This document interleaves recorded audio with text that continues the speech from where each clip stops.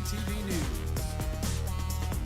Georgia College's one stop for all the news you want. Join your hosts, Shelby Morris and Caleb Rule. Get your news from Melissa Brown. You never know what you're going to hear from Brian Smith. So sit back and enjoy GCTV News. How's it going, guys? Welcome to another episode of GCTV News. I'm Caleb Rule. And I'm Shelby Morris, and we've got a lot of news to share with you and all the happenings in Milledgeville. We sure do, Shelby. We've got an awesome show for you guys this week with a lot of stuff going on. The first big thing that happened is that daylight savings time occurred on March 12th. And because it was the spring daylight savings time, the time did go forward an hour, which means that we lost an entire hour of sleep. We hope that for your sake you got this message okay and on time, because if you didn't, then that might mean that you didn't set your alarms forward an hour, in which case you might have been late for your Monday class by an hour. And if this happened to you, don't worry about it. It can happen to anyone. Also going on around campus, this week is bringing with it a lot of anticipation and excitement because the end of this week marks it as the beginning of spring break. Holla! It's finally here. I hope you guys didn't get too much work stacked on your load by professors during the much-needed week off from school. So tell me, Caleb, do you have any plans for spring break? Yes, yes, and yes. Lots and lots of March Madness. Pitt, Kansas, UConn, Ohio State. Ohio State's winning it all. Just going and calling it. And then doing some laundry. I'm going to Myrtle Beach the second weekend. Yeah. So it'll be very, very relaxed. Come back with a tan. I could use one. Yes. Clearly. Thanks. Anyway, what are you doing? What are you doing? Insulted. I'm studying calculus. I'm really excited for my big break off. No, So, I'm going to relax. I'm going to relax. Maybe Okay. catch some I was rays. going to be like, you're going to nerd it up over. Yes, I'm going to be a nerd over spring break. Well, even if your calendar isn't full of planned events, like a visit to Panama City Beach or a wild trip to Cancun, there's nothing wrong with just sleeping in late every day and chilling on the couch in front of the TV during spring break. Either way, it's still nice to know that you don't have any school for the entire week. To see what kinds of things you guys had planned for this spring break, we sent our very own man on the street, Charles Brown, out to investigate. Let's take a look at what he found. Hey Georgia College, I'm Charles Brown for GCTV News' Man on the Street. Are you guys ready for spring break? I know I am. Today we're going to go see what people have planned for their spring break and whether they plan to go somewhere awesome like the beach, an amusement park, or just stay at home with their couch. Let's go see what people have planned. So, on a scale of 1 to 10, how excited are you for spring break? 10, for sure. For sure, what are your plans? I'm going home. That's it. So man, what are your plans for spring break? Well, my plans for spring break is to go home, sit on the couch, and do nothing. Get away from school totally. That seems to be the general consensus around here. So, you're not going to do anything whatsoever other than vegetate on a couch? Most likely, but I'll probably go to a place called the Clubhouse back in my hometown, and it's like got a bunch of games and stuff like that. So. Okay, all right, sounds like fun. Well, I hope you enjoy that and I hope you have a really good spring break. Hope you have one too, sir. Thank you. So tell me, what are your spring break plans? Well, I'm actually planning on going to Savannah for a day and then Hilton Head for a week. And within that week, I'm going to go visit Charleston for a day. And I'm so excited. So you're just taking a trip all around Georgia pretty much. Yeah, pretty much. Now are you going friends, family? What's the friends. point? A group of friends that I went on spring break with freshman year, we decided that we would do a spring break our senior year as well. So it's kind of been in the works for a while. Nice, that's awesome. Good to hear. Hope you have fun. Thanks. So what are your plans for spring break? Hopefully the weather clears up before then, but... Yeah, a bunch of my friends and I are going to Myrtle Beach. One of my friends has a beach house up there, so we're going to go up there for like 4 or 5 days and just like hang out and chill and play on the beach. Swim, stuff like that. Yeah, if the water's not too cold, so. Yeah, hopefully, like I said, hopefully it warms up and you can get some sunshine around here again. Yeah. All right, well, I hope you guys have fun. Thank you. In any event, I hope you guys all have a great spring break, and I'm Charles Brown for GCTV News' Man on the Street. Those were definitely some interesting responses on what people around campus have planned for spring break. They definitely were, Caleb. You know what? What? Watching that video gave me a pretty good idea. Really? You know how on last week's show we talked about how WGUR hosted the Pyre Professor event? It was designed to get revenge on their professors for all the work they gave them during midterms, and students got a chance to shove pies in the professors' faces, right? Well, I think the WGUR should host the same Pyre Professor event and have it take place the week after spring break. This is going to give us, all the students, a chance to get back at them for all this work they've piled on us right before we get to take a break. That is a good idea. Thank you. I mean, how are we supposed to enjoy a week off from classes if we're stuck doing work for those classes the entire time? Exactly. The whole point is for it to be a break. That's the reason why the great creators of the week off from school put the word break in the title, people. You're absolutely right, Caleb. Spring break is intended for relaxation and, if weather permits, enjoying the beautiful weather outside. Speaking of the outdoors, the Georgia College men's and women's tennis teams were at home on March 10th to face North Georgia College and State University, who traveled from Dahlonega to face the Bobcats. That's right, Shelby. The Georgia College men's team defeated the North Georgia College Saints 6-3. Woo. The Bobcats won 2 out of the 3 matches in doubles competition and took 4 out of 6 in the singles. The Georgia College women's tennis team came very close to sweeping North Georgia College when they defeated the Saints 8-1, losing the 1 match in the number 1 doubles slot. Let's take a closer look at how the Georgia College men's and women's tennis teams did against North Georgia and what both teams did to get those impressive wins. Check it out. I'm Wesley Buchanan reporting for GCTV News. I'm here with Robert and the men's tennis team. Robert, in these cold conditions, what do you guys do to prepare? Just focus on moving our feet a lot, hitting a lot of topspin, making sure, give a lot of room for error, just making balls in, hitting one more ball than the other guy. What are you guys doing each and every day to prepare for your matches? I know it's kind of the middle of the season now. Things are just picking up. So what are you guys doing week in and week out during the week when you don't have matches? We do a lot of running, but mostly it's going to be on-court practice, but making sure that practice is at the same intensity as the match is what we've been really focusing on. And I know you're in the middle, kind of the middle of the Peach Belt conference right now, 2-2, I believe. So what do you guys have to do to move up in the rankings of the Peach Belt? We lost once to Armstrong, and we lost once to Francis Marion. I feel like we could have won that Francis Marion match, and we're pretty strong in the Peach Belt. So if we just stay the course and keep playing intense and good tennis, I think we'll turn out all right. And one last question: what was the best part about playing for GCSU men's tennis? We got a great team. All the guys like each other a lot. Great coaching, and great venue to play here. Really easy for students to get here and play. Yeah, great. Thank you for your time.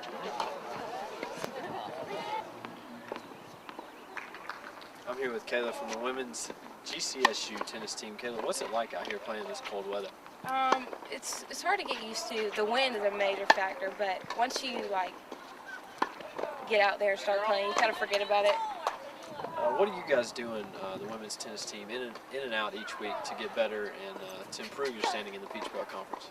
We just practice hard every day and just do different drills. Things we need to work on after every match, we just kind of change it up. And what kind of events do you guys have coming up?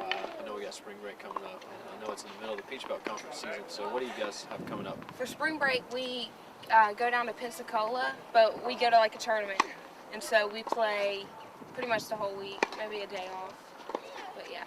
And one last question, what's your favorite part of playing with GC women's tennis? My favorite part is the people, and they're just so great, and they come from all over the world, so it's nice to get different cultures here and everything, and it's fun, and it keeps me in shape, so it's good. Thank you, and good luck the rest of the all right, season. thank you. I'm Wesley Buchanan reporting for GCTV News. Wow, both Bobcat teams really did a number on those North Georgia Saints. The men's tennis team will be back in action Friday, March 18th, where they will be on the road to face Erskine, and the women's team will be at home on March 20th to battle it out on the courts with the University of Montevallo Falcons. You won't want to miss those events. That's right, Caleb. Our Bobcats tennis teams were definitely well prepared for those matches. And speaking of being well prepared, Georgia College held a career expo on March 9th, which gave Georgia College students the chance to prepare for their futures. The Career Expo, which was held from 11:30 to 3 on March 9th in the Magnolia Ballroom, gave students the opportunity to explore some of the different career paths that they could pursue when they graduate. The expo featured a wide variety of different companies that Georgia College students could look into and a large number of different employees from those companies that students could talk to and find out more about possible career paths. It absolutely did. The expo was a great resource for information and connections due to the large amount of companies and employees that students could find out more about and hopefully interest them in the different careers that they could pursue. Students who attended the expo also were able to find out about a variety of internships available to them, which is great because in certain majors, such as mass communication, an internship is part of the curriculum and must be completed in order to maintain your degree. I mean, let's face it, one of the main reasons you're here in college is to get a degree, and hopefully afterwards, with that degree, you can find a career that you truly enjoy. And what better way to find out about all the different careers you could enjoy than by attending a career expo? We're going to take a closer look at all of the opportunities that students had by attending this career expo. Then on the other side of this clip, our anchor, Melissa Brown, is going to be talking to an outdoor enthusiast that climbs hard to get to the top. Check it out. Career Expo, where students are in search of possible jobs after they graduate. Let's go inside and see what companies are present. This year's Career Expo featured big-name companies like Geico, Waffle House, Enterprise, and Verizon. Students could also talk with graduate universities, as well as apply for the U.S. Secret Service or police departments. I'm here with senior Eric Otteson. And Eric, why did you come to the career fair today? Were there any jobs you were looking at specifically before you had come, maybe? Yes, I had looked at the list of employers that were going to be attending the fair, and after looking at a few of them and looking at brief descriptions of their company and the positions they were offering to students, I narrowed it down to 3 and then just tried to do as much research on those 3 as I could do before I attended the career fair. Do you think most students took advantage of that information like you did and used it to their advantage? I would like to think so. It was offered, and whenever you go to a career fair, it's always a good idea to do that research, and it's basically just something you can do to help yourself initiate conversation and just carry on a conversation with the people that are attending the career fair. I'm here with sophomore Emily, right? Emily, how do you think the career fair worked out for you as a sophomore? Do you think you got anything out of it, or as much as a senior might? Yeah, I think I got a lot out of it. I think it was really informative because right now I'm not really sure what career I want to go into, so it was really informative just to see the different companies and what people do in them and ask some questions. I'm here with Jennifer Cash from the Career Center, and Jennifer, can you give us a few tips about what things to do to a resume, say for submitting it to the Career Expo for jobs? What should students try to do and try to avoid? Well, we always recommend students to avoid templates. Just write your document, go into MS Word and start writing.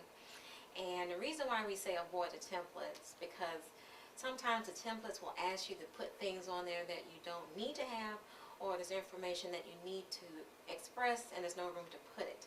So just use a blank document and write. Also, it's good to have an objective statement at the beginning of your resume. It's always the action verb. So it's managed, supervised, trained, developed, created, oversee, or oversaw if it's past tense. So you want to make sure you always start out with the action verb. Okay. The employer wants to know what can you do for them.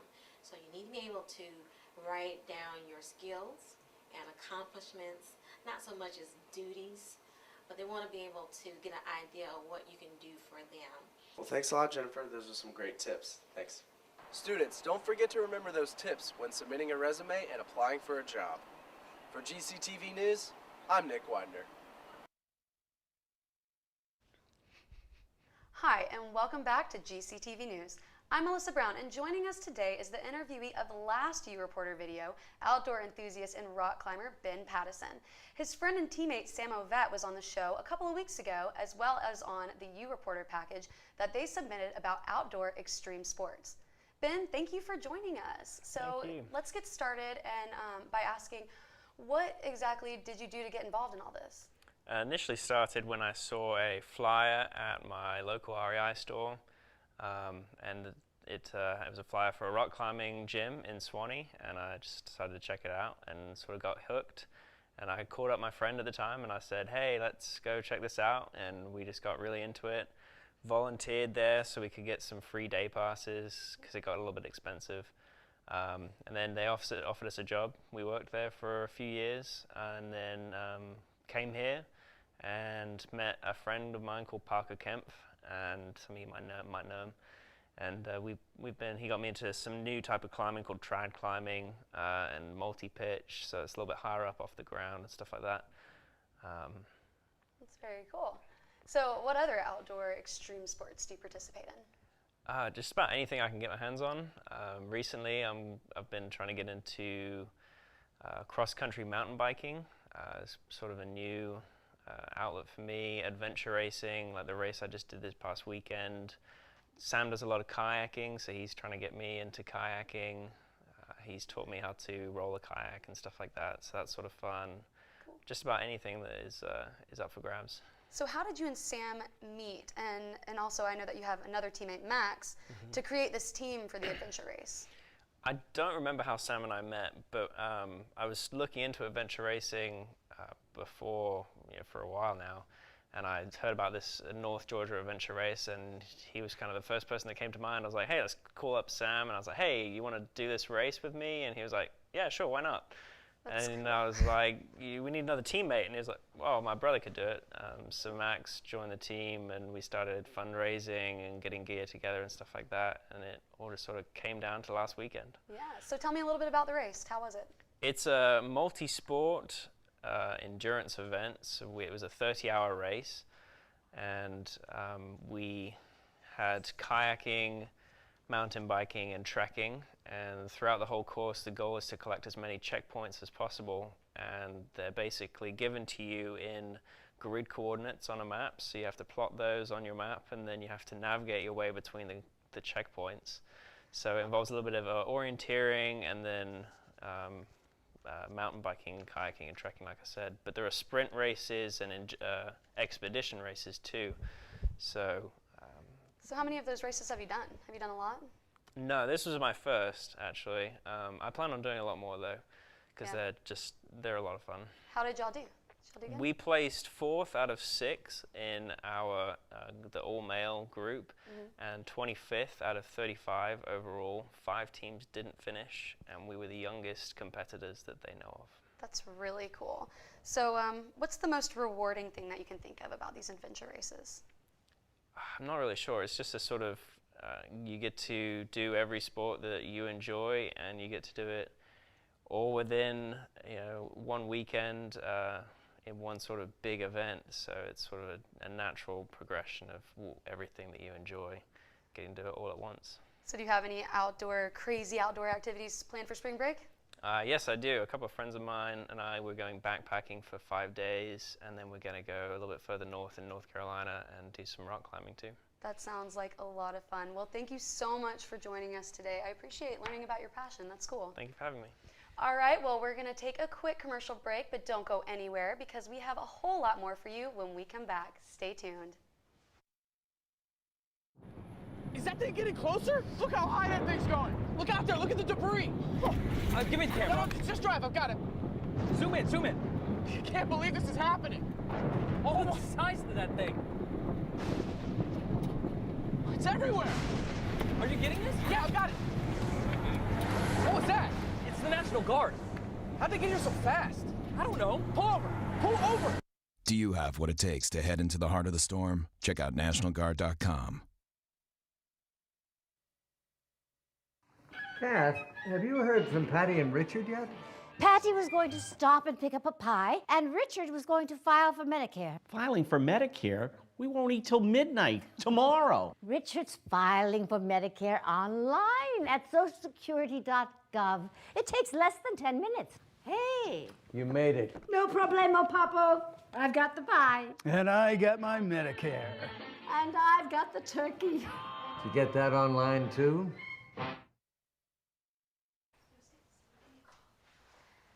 Hello, and welcome back to GCTV News. We'd now like to dedicate this portion of the show to remembering a Georgia College student, Caroline Bagwell, who passed away 3 years ago. In memory, the Delta Zeta sorority held a soccer tournament for their sister called Kicks for Caroline, where people on campus could form a team, and all of the Greek organizations had teams. The teams all played against each other in the tournament to raise money, for which all the proceeds went to a scholarship in Caroline's name. We're going to show you how Kicks for Caroline honors Caroline Bagwell. Take a look.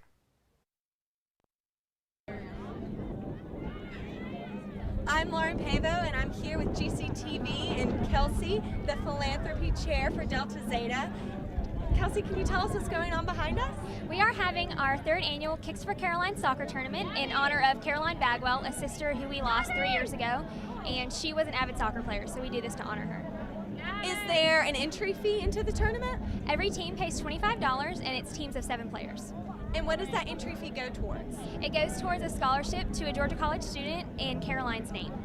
And how many teams do you have participating today? We actually have 22 teams, which is the most we've ever had. That's great. And is it all the other Greeks on campus, or are there other organizations that are involved? Every Greek organization does have a team, but we also have a lot of teams that aren't Greek. Very good. And do you have any upcoming philanthropies that you may want to share with the rest of Georgia College, events that are coming up? Well, this is our big event for this semester, but later in the semester we're going to be selling cookbooks with a recipe from every Delta Zeta, and that's going to go to our national philanthropy. So look out for that. And what's your national philanthropy? Our national philanthropy is the Painted Turtle Camp, which is a camp for terminally ill children to go to for the summer, and it's all expenses paid, and they just get to go and be a normal kid for a week. That's great. And do you have anything else you want to say about Kicks for Caroline? I just want to say that I'm so excited how it turned out. I'm so proud of Delta Zeta for all the hard work they put into this, and it's just an awesome way to honor Caroline. That's great. I am here with Brittany Ann, an avid supporter of Kicks for Caroline. Brittany, are you having a good time here today? Yeah, the turnout was awesome. There's so many people here, and it's a beautiful day, so it's great. That's great. Are you going to participate at all in the event? No, I'm not participating. I'm just here to support, but I'm rooting for Team Delta Zeta. Very good. All right. Thank you so much, Brittany Ann, and have a great day. All right, thank you. Again, this is Lauren Pavo with GCTV representing you here at Kicks for Caroline with Delta Zeta. All right, it is now time to take a look at our U Reporter segment of this week. And remember to keep on submitting your videos to our U Reporter segment. All you have to do is become a member of the GCTV News group on Facebook and submit your videos to show us what news is important to you. Being your U Reporter is as easy as 1, 2, 3. See the news, you shoot the news, and you share the news. Let's take a closer look at what you guys submitted this week. Take a look. This week's GCTV News U Reporter is Zach Olson, and he's a member of the Georgia College Bass Fishing Team. He takes you along on one of their tournaments that took place this past Sunday. I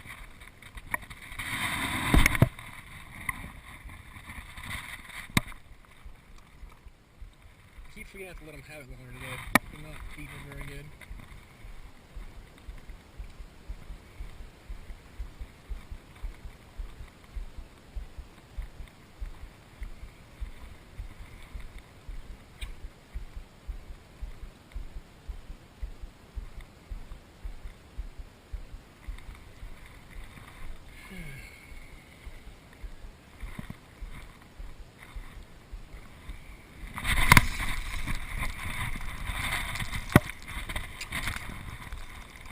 Thank you, man. You might replace my smallest one.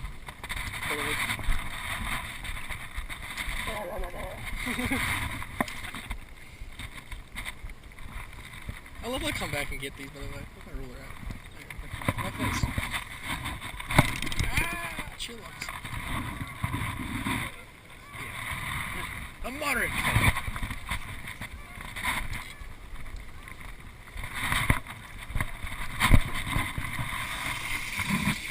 Blue that's so tiny? No, blue's pretty decent. Thank you.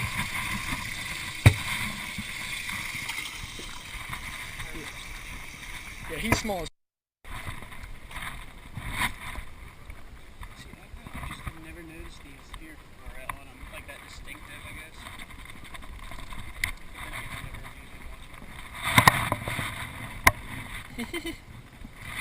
Slight improvement.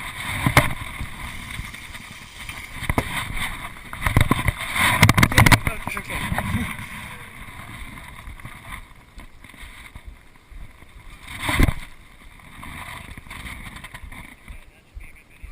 I'm Rochelle Smalls with GCTV News, and I just want to let you guys know that you have been doing a fabulous job submitting all your U Reporter footage.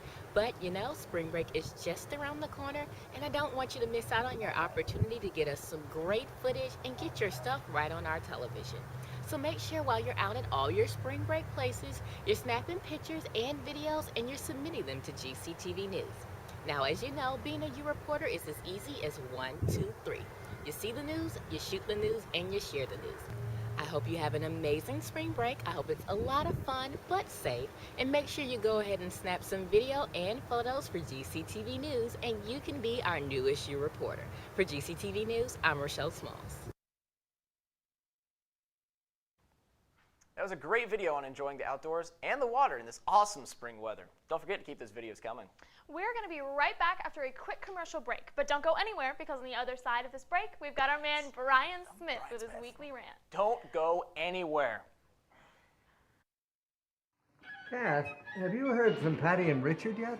Patty was going to stop and pick up a pie, and Richard was going to file for Medicare. Filing for Medicare? We won't eat till midnight tomorrow. Richard's filing for Medicare online at socialsecurity.gov. It takes less than 10 minutes. Hey. You made it. No problemo, Papo. I've got the pie. And I got my Medicare. And I've got the turkey. Did you get that online too? Is that thing getting closer? Look how high that thing's going. Look out there, look at the debris. Give me the camera. No, just drive, I've got it. Zoom in, zoom in. I can't believe this is happening. Oh, the size of that thing. It's everywhere. Are you getting this? Yeah, I've got it. What was that? It's the National Guard. How'd they get here so fast? I don't know. Pull over, pull over. Do you have what it takes to head into the heart of the storm? Check out NationalGuard.com.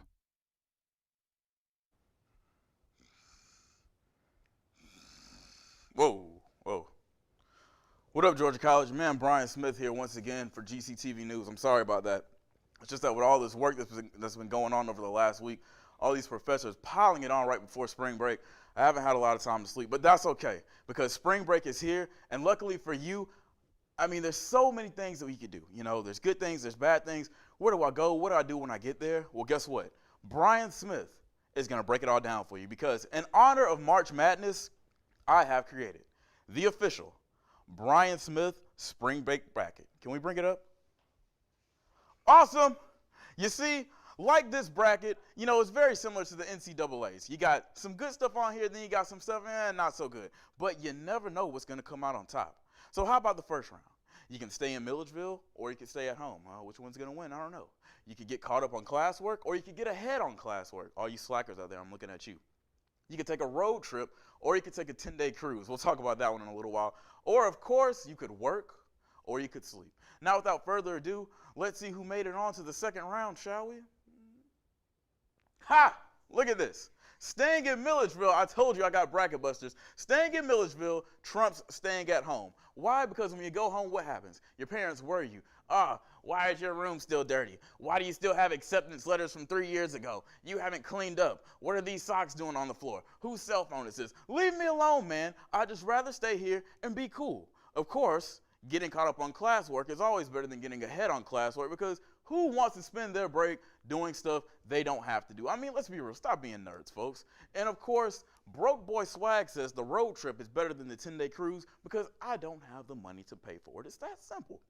And of course, as always, working is better than sleeping because, once again, Broke Boy Swag, I got to make the money. And, you know, I've been doing enough sleeping over the course of, well, you know, I don't know, the past 3 or 4 years that I've been in college. So doing even more over the break, just a waste of time.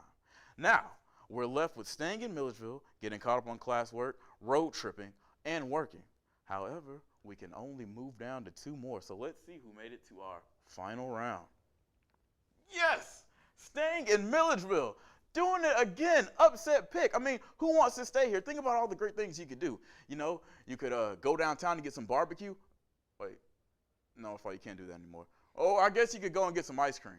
Oh, wait, no, can't do that anymore either. But that's okay. You know, staying in Milledgeville, it has its advantages. I mean, think about all the fun things you can do. How big of a city Milledgeville is.